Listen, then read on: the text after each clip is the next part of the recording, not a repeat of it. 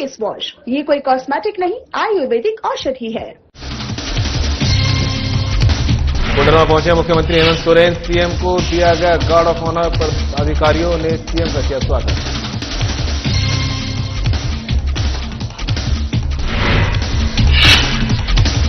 कोडरमा में सदस्यता ग्रहण समारोह आयोजित। सीएम हेमंत सोरेन समारोह में वे शामिल। शालिनी गुप्ता ने चेयरमैन का दामन थामा।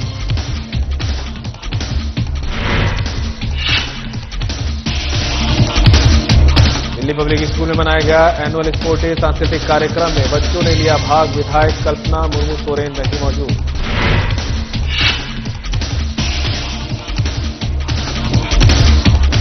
बोकारो में मानव तस्करी का पर्दाफाश। आरपीएफ ने आरोपी को गिरफ्तार। 4 नाबालिग बच्चों का किया सुरक्षित रेस्क्यू।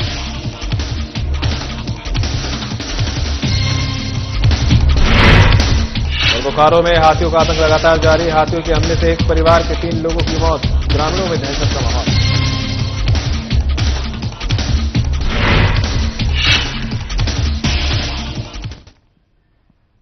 नमस्कार, बुलेटिन लेकर मैं हूं आपके साथ संदीप निरंजन। सरकार खबरों का रुख कर लेते हैं। झारखंड कैबिनेट की बैठक के बाद मुख्यमंत्री हेमंत सोरेन ने केंद्र सरकार की नीतियों और हालिया केंद्रीय बजट पर तीखा हमला बोला है। सीएम ने साफ कहा कि संविधान से ऊपर कोई नहीं है, लेकिन आज उसी संविधान की मूल भावना पर सवाल उठाए जा रहे हैं। हेमंत सोरेन ने कहा कि कृषि को विदेशी बाजार के हवाले करने की नीति देश को भुखमरी की ओर धकेल सकती है, जिसका सबसे बड़ा नुकसान किसान, मजदूर और छोटे मझोले उद्योगों को होगा।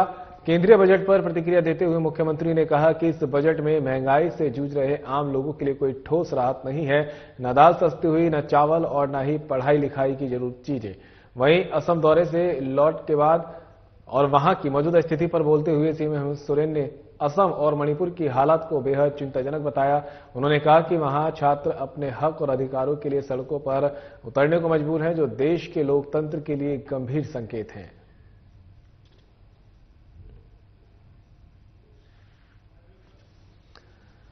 झारखंड कैबिनेट की बैठक के बाद मुख्यमंत्री हेमंत सोरेन ने केंद्र सरकार की नीतियों और हालिया केंद्रीय बजट पर तीखा हमला बोला। सीएम ने साफ कहा कि संविधान से ऊपर कोई नहीं है, लेकिन आज उसी संविधान की मूल भावना पर सवाल उठाए जा रहे हैं। हेमंत सोरेन ने कहा कि कृषि को विदेशी बाजार के हवाले करने की नीति देश को भुखमरी की ओर धकेल सकती है, जिसका सबसे बड़ा नुकसान किसान, मजदूर और छोटे मझोले उद्योगों को होगा। केंद्रीय बजट पर प्रतिक्रिया देते हुए मुख्यमंत्री ने कहा कि बजट में महंगाई से जूझ रहे आम लोगों के लिए कोई ठोस राहत नहीं है। न दाल सस्ती हुई, न चावल और न ही पढ़ाई लिखाई की जरूरी चीजें। वहीं असम दौरे से लौटने के बाद और वहां की मौजूदा स्थिति पर बोलते हुए सीएम हेमंत सोरेन ने असम और मणिपुर की हालत को बेहद चिंताजनक बताया। उन्होंने कहा कि वहां छात्र अपने हक और अधिकारों के लिए सड़कों पर उतरने को मजबूर है, जो देश के लोकतंत्र के लिए गंभीर संकेत है।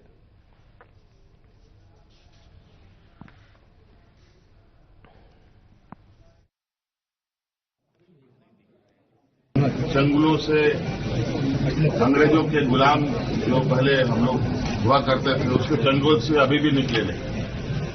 ये हालत है। 100-150 साल से रह रहे देश आजाद होने के पहले से लोग अपनी मान्यता, अपना अधिकार के लिए जूझ रहे हैं। आवाज उठाते हैं तो मारे जाते हैं। ये स्थिति है। देश के अंदर ही अलग तरीके का देश चल रहा है। असम ही ना एक राज्य है जो बगल के राज्य से दोनों पुलिस, दोनों राज्यों का, मणिपुर भी कहाँ का, लोग के बीच में अच्छा खासा संघर्ष हुआ। आज आपको पता है भारत सरकार जो बजट लाई है, उस बजट में कितना पैसा देश के विकास में लगेगा।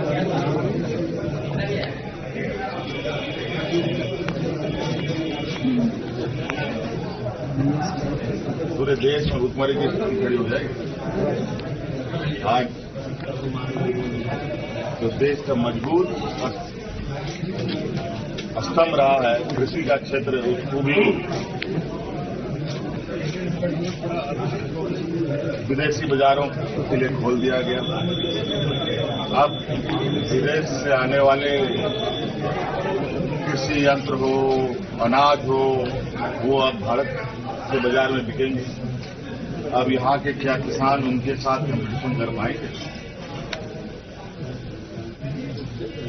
ये तो स्थिति है। और बाकी व्यापार जगत का क्या होगा वो तो व्यापारी लोग बताएंगे। लेकिन मूल रूप से हम लोग जो किसान मजदूरों को बात देखते हैं बहुत करीब से,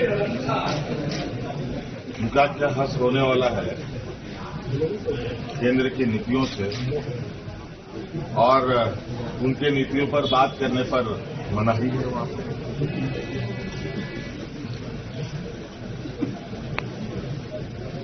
अब इसमें प्रतिक्रिया देना क्या, उसका आप प्रतिक्रिया नहीं, आप असर आप लोग देखेंगे। देश दुनिया में वर्तमान सरकार के द्वारा उठाए जा रहे कदमों का प्रभाव देश के किसानों पर, देश के मजदूरों पर, छोटे मझोले उद्योगों पर और आदिवासी दलित तो है ही सबसे मुख्य टारगेट। वर्तमान सरकार के पास संविधान और संसद का कोई मायने है क्या, जरा बताओ। आज आपको पता है भारत सरकार जो बजट लाई है, उस बजट में कितना पैसा देश के विकास में लगेगा?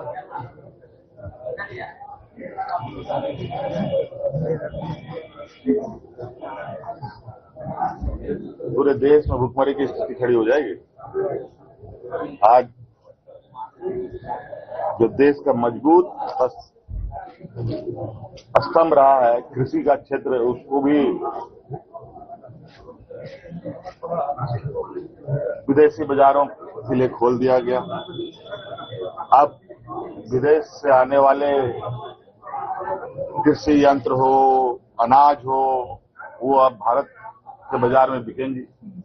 अब यहाँ के क्या किसान उनके साथ कंपटीशन कर पाएंगे? ये तो स्थिति है। और बाकी व्यापार जगत का क्या होगा वो तो व्यापारी लोग बताएंगे। लेकिन मूल रूप से हम लोग जो किसान मजदूरों को बात देखते हैं बहुत करीब से, उनका क्या हश्र होने वाला है केंद्र की नीतियों से, और उनके नीतियों पर बात करने पर मनाही है वहां पर।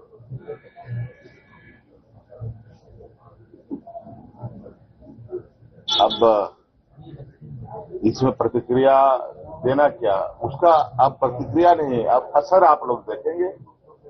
देश दुनिया में वर्तमान सरकार के द्वारा उठाए जा रहे कदमों का प्रभाव देश के किसानों पर, देश के मजदूरों पर, छोटे मझोले उद्योगों पर और आदिवासी दलित तो है ही सबसे मुख्य टारगेट पर। सर, कोयला और खनिज भी महंगा हुआ है इस बजट में, उससे कितना इफेक्ट होगा अपना झारखंड? और झारखंड को जिस तरीके से सर अपेक्षा हुई है यार, कोयला खनिज पर कहाँ गए हो? अभी दाल चावल का बात करो ना, वो क्या सस्ता हुआ है क्या? पढ़ने लिखने वाली चीजें, पहनने वाली वस्तुएं, क्या वो सस्ता मिल रहा है क्या? आप कोयला पे चले गए हैं, लोहा पर चले गए हैं, सोना चांदी पर चले गए हैं। अब इन वस्तुओं की हालत तो देख लीजिए, तब हम उस पर बात करेंगे। दादा, आप आसाम गए तो वहाँ के लोग क्या बता, छात्रों से भी क्या फीडबैक है सर? वहाँ के छात्रों से भी आपने खास कर संवाद किया क्या? वहां लग रहा था कि आज के दिन में भी हम गुलाम के चंगुलों से, अंग्रेजों के गुलाम जो पहले हम लोग हुआ करते थे, उसके चंगुल से अभी भी निकले नहीं। ये हालत है। 100-150 साल से रह रहे देश आजाद होने के पहले से लोग अपनी मान्यता, अपना अधिकार के लिए जूझ रहे हैं, आवाज उठाते हैं, आवाज उठाते हैं तो मारे जाते हैं। ये स्थिति है। देश के अंदर ही अलग तरीके का देश चल रहा है। असम ही ना एक राज्य है जो बगल के राज्य से दोनों पुलिस, दोनों राज्यों का, मणिपुर जी कहाँ का, वो लोग के बीच में अच्छा खासा संघर्ष हुआ था। तो वहां की स्थिति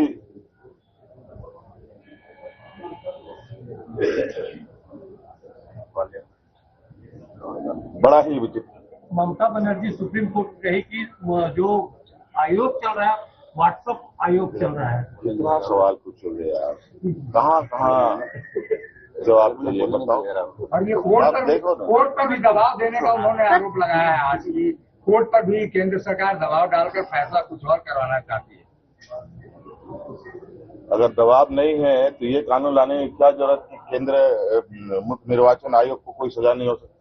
चावल का बात करो ना, वो क्या सस्ता हुआ है क्या? पढ़ने लिखने वाली चीजें, पहनने वाली वस्तुएं, क्या वो सस्ता मिल रहा है क्या?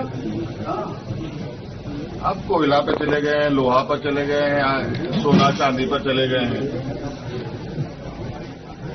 अब इन वस्तुओं की हालत तो देख लीजिए, तब हम उस पर बात करें।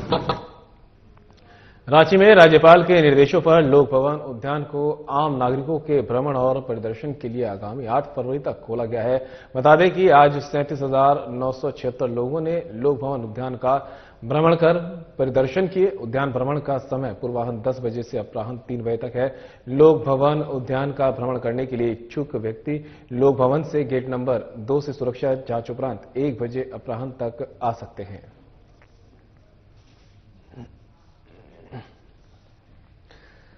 तो रांची में राज्यपाल के निर्देशों पर लोक भवन उद्यान को आम नागरिकों के भ्रमण पर और परिदर्शन के लिए आगामी 8 फरवरी तक के लिए खोल दिया गया है।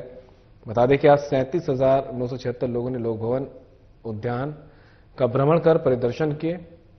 इन तस्वीरें भी आपके सामने हैं, किस तरह से जो है लोगों में उत्साह भी इस दौरान देखने को मिला है। उद्यान भ्रमण का समय पूर्वाह्न 10 बजे से अपराह्न 3 बजे तक है। लोक भवन उद्यान का भ्रमण करने के लिए इच्छुक व्यक्ति लोक भवन के गेट संख्या 2 से सुरक्षा जांच उपरांत 1 बजे अपराह्न तक आ सकते हैं।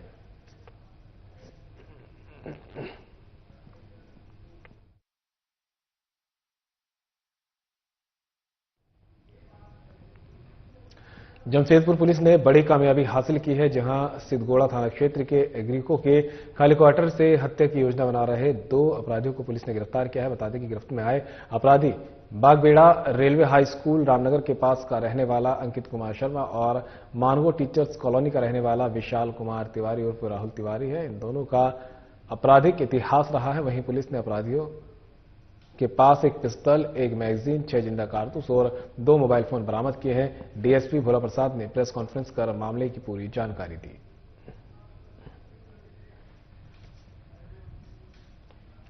तो जमशेदपुर पुलिस ने बड़ी कामयाबी हासिल की है, जहां सिद्धगोड़ा थाना क्षेत्र के एग्रीको के खाली क्वार्टर से हत्या की योजना बना रहे 2 अपराधियों को पुलिस ने गिरफ्तार किया। बता दें कि गिरफ्त में आए अपराधी Bagbera railway high school Ramnagar के पास के रहने वाले हैं, जिनकी पहचान अंकित कुमार शर्मा और मानगो टीचर्स कॉलोनी के रहने वाले विशाल तिवारी उर्फ राहुल तिवारी के रूप में हुई है। इन दोनों का आपराधिक इतिहास रहा है। वहीं पुलिस ने आरोपियों के पास एक पिस्टल, एक मैगजीन, 6 जिंदा कारतूस और 6 मोबाइल फोन बरामद किए। डीएसपी भोला प्रसाद ने प्रेस कॉन्फ्रेंस कर मामले की पूरी जानकारी दी।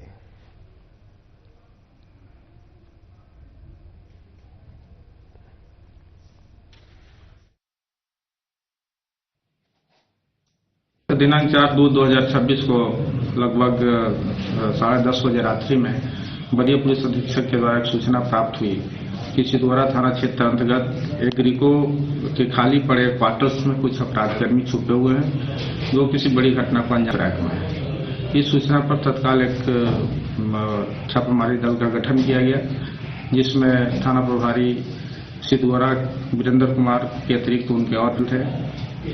इस टीम के द्वारा उन खाली क्वार्टरों पर तलाशी ली गई, जिसके क्रम में क्वार्टर नंबर L419 के अंदर छापामारी और तलाशी के क्रम में एक व्यक्ति को पकड़ा गया, जिसका नाम है अंकित शर्मा, तलाशी लेने पर उनके पास से एक 7.65 mm का एक देसी पिस्तौल और 2 मोबाइल फोन बरामद हुआ। आगे पूछताछ करने पर वो जो सोर्स बताए हथियार कहां से, इसमें वो अपना साथी विकास तिवारी उर्फ राहुल का नाम बताया। गिरिडीह जिले के उपायुक्त रामनिवास यादव एक बार फिर इन कार्य को सुर्खियों में है। बता दें कि आज उपायुक्त समाहरणालय स्थित कई विभागों का निरीक्षण कर रहे थे। इसी क्रम में बाल कल्याण समिति के पास खड़ी 2 बच्चों के साथ एक महिला पर नजर पड़ी। मौके पर उपायुक्त ने महिला से समाहरणालय आने का कारण पूछा। महिला ने उपायुक्त को बताया कि बच्चों के पिता का देहांत हो चुका है, मजदूरी करके घर का खर्च चलाना पड़ता है।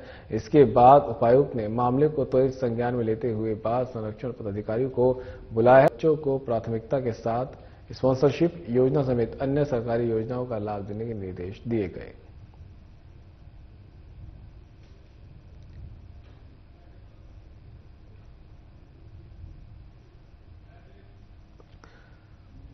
गिरिडीह जिले के उपायुक्त रामनिवास यादव एक बार फिर अपने बेहतरीन कार्य को लेकर सुर्खियों में है। बता दी कि उपायुक्त स्थित कई विभागों का निरीक्षण कर रहे थे। इसी क्रम में बाल कल्याण समिति के पास खड़ी 2 बच्चों के साथ एक महिला पर उनकी नजर गई। मौके पर उपायुक्त ने महिला से समाहरणालय आने का कारण पूछा। महिला ने उपायुक्त को बताया कि बच्चों के पिता का देहांत हो चुका है, मजदूरी करने का घर का खर्च चलाना पड़ता है। इसके बाद उपायुक्त ने मामले को त्वरित संज्ञान में लेते हुए बाल संरक्षण पर पदाधिकारियों को बुलाया और दोनों बच्चों को प्राथमिकता के साथ स्पॉन्सरशिप योजना समेत अन्य सरकारी योजनाओं का लाभ देने के लिए निर्देशित किया। उपायुक्त ने महिला को बच्चों की पढ़ाई के बारे में जानकारी प्राप्त की। साथ ही मौके पर समाज कल्याण विभाग द्वारा बच्चों को स्वेटर भी उपलब्ध कराए गए।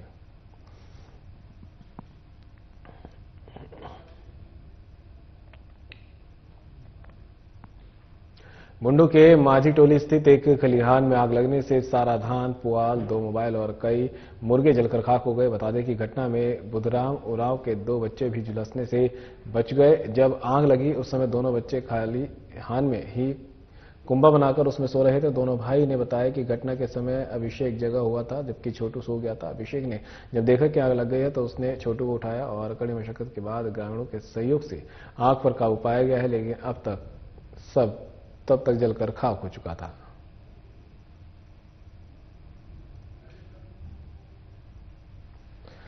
तो बुंडू के माझी टोली स्थित एक खलिहान में आग लगने से सारा धान, पुआल, 2 मोबाइल और कई मुर्गी जलकर खाक हो गए। बता दें कि घटना में बुधराम उरांव के 2 बच्चे भी झुलसने से बच गए। जब आग लगी उस समय दोनों बच्चे खलिहान में ही कुंभा बनाकर उसमें सो रहे थे। दोनों भाई ने बताया कि घटना के समय अभिषेक जगा हुआ था जबकि छोटू सो गया था। अभिषेक ने जब देखा कि आग लग गई है तो उसने छोटू को उठाया और कड़ी मशक्कत के बाद के सहयोग से आग पर काबू पाया गया, लेकिन तब तक सबका जलकर खाक हो चुका था।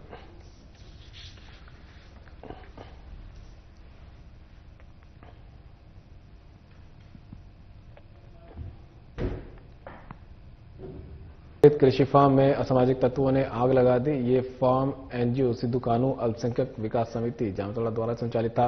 बता दें कि कृषि फार्म लगभग 50 एकड़ में फैला हुआ है, जिसमें से 35 एकड़ कृषि विभाग घेर कर कृषि कार्यालय के उपयोग किया जाना है। इस घटना केले के पेड़ भी पूरी तरह गए, जिससे 1 लाख रुपए के करीब नुकसान का अनुमान लगाया जा रहा है। घटना की सूचना मिलते ही पहले फॉर्म पर काम कर रहे कर्मचारियों ने कृषि सलाहकार दीपक कुमार को दी और जो उस समय बाहर थे। दीपक कुमार ने थाने में घटना की सूचना दी, जिसके बाद नाला थाना के पुलिस निरीक्षक बिहारी मंडारी, थाना प्रभारी राजीव रंजन कुमार, कमलेश यादव ने घटनास्थल पहुंचकर आग का जायजा लिया और मामले की जांच शुरू कर दी।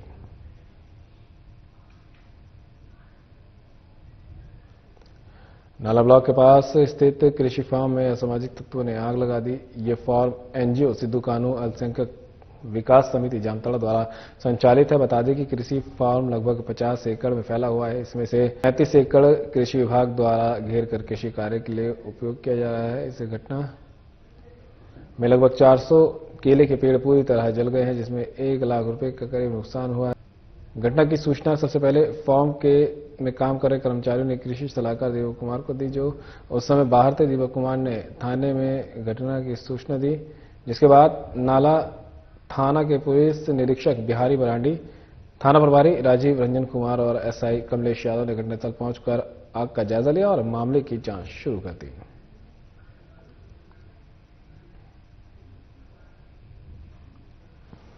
ऑपरेशन आहट के तहत रेलवे सुरक्षा बल ने मानव तस्करी की कोशिश को नाकाम करते हुए 4 नाबालिग बच्चों को सुरक्षित रेस्क्यू किया। इस मामले में एक तस्कर को गिरफ्तार किया गया है। ये कार्रवाई Bokaro steel city railway station पर की गई है। रेलवे सुरक्षा बल बोकारो स्टील सिटी को 3 फरवरी को प्लेटफॉर्म संख्या 2/3 पर नाबालिग बच्चों की संदिग्ध गतिविधि की सूचना मिली थी। सूचना के आधार पर आरपीएफ की संयुक्त टीम ने जांच के दौरान ट्रेन से यात्रा करने की तैयारी कर रहे यात्रियों को रोका। जांच में 4 नाबालिग बच्चे पाए गए जिन्हें रोजगार का झांसा देकर तमिलनाडु ले जाया जा रहा था। बच्चों के न तो अपने गंतव्य की स्पष्ट जानकारी थी और न ही उनके अभिभावकों की इस यात्रा के लिए कोई सहमति थी। मौके पर एक रामबाबू राय को हिरासत में लिया गया है, जिसने पूछताछ में बच्चों को काम दिलाने के बहाने बाहर ले जाने की बात स्वीकार की है। वहीं आरोपी के पास से 2 मोबाइल फोन समेत 7 यात्रा टिकट और नकदी बरामद की गई है।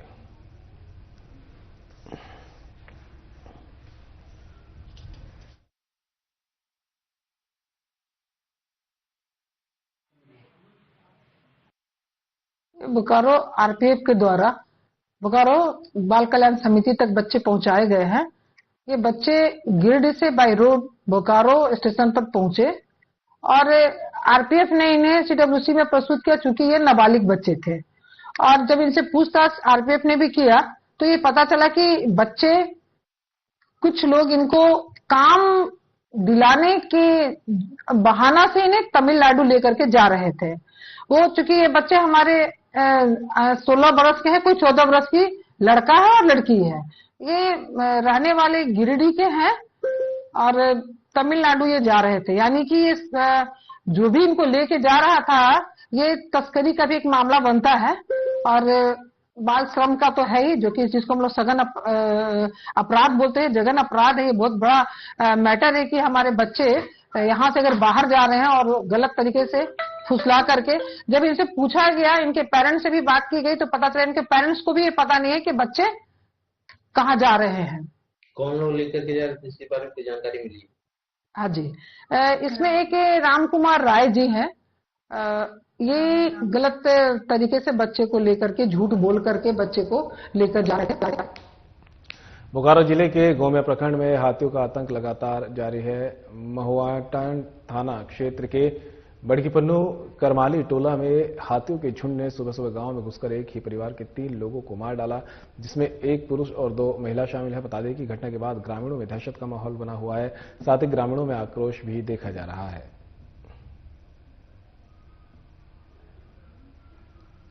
तो बोकारो में देख सकते तस्वीरें किस तरह से जो है हाथी का आतंक देखने को मिला है।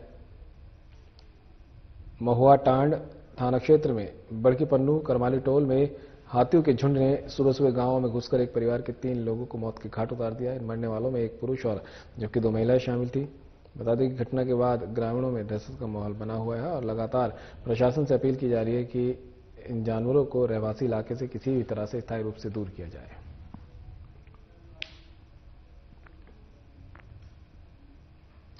जमशेदपुर के गालूडीह थाना क्षेत्र में ताराचंद महतो की हुई हत्या मामले में पुलिस को बड़ी सफलता मिली है। दरअसल 12 जनवरी 2026 को गालूडीह थाना अंतर्गत खड़िया कॉलोनी स्थित सीएससी दुकान संचालक ताराचंद महतो की अज्ञात अपराधियों ने गोली मारकर हत्या कर दी थी। इस मामले में गालूडीह थाना में प्राथमिकी दर्ज की गई थी।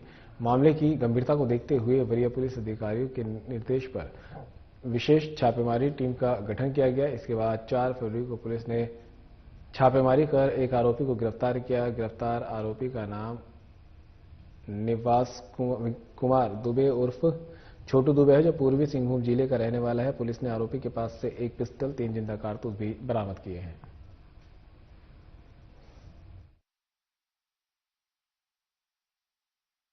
नहीं दिख रहा है, पीछे से भी टेप लगा। हमलावरों ने आकर के चाकू से और ऊपर उसके पश्चात गोली मार के उनकी हत्या की थी। उसमें त्वरित कार्रवाई करते हुए पुलिस ने 24 घंटे के भीतर जो लोग उस कांड में संलिप्त थे, कुछ लोगों को उसमें से गिरफ्तार कर लिया था। परंतु उसमें से एक मुख्य अभियुक्त, जिसके पास की हथियार भी था और जो बाइक में लोगों ने जो घटना के समय उन्होंने बाइक इस्तेमाल की, वो भी उसी के द्वारा छुपा के रखी गई थी, उसकी भी गिरफ्तारी कर ली गई है। और अभी इसमें एक व्यक्ति और वांछित है इस घटना में, जो कि इनके द्वारा बताया गया, और अभी हम लोग उसके पीछे अब उसकी अरेस्टिंग का प्रयास करेंगे। तो इस प्रकार से इस घटना में जितने भी लोग मुख्य साजिशकर्ता थे, जो घटना स्थल पे गए थे या किसी न किसी रूप से उसमें सम्मिलित थे, उनकी अरेस्टिंग हो चुकी है। का वही था, एक जमीनी विवाद था तारापद महतो के साथ। जो व्यक्ति अभी अरेस्ट हुआ है निवास दुबे, इसके बड़े भाई जितेंद्र दुबे का जमीनी विवाद था। उसके कुछ दिन पहले इन लोग के आपस में मारपीट भी हुआ था, उसके चलते केस हुआ था, जिसकी वजह से जितेंद्र दुबे अभी जेल में बंद भी है। और उसी के आक्रोश में आकर के जितेंद्र दुबे ने पूरी प्लानिंग की थी कि इस व्यक्ति को मार देना है। और फिलहाल बुलेटिन में साथ इतना ही, दीजिए इजाजत, नमस्कार।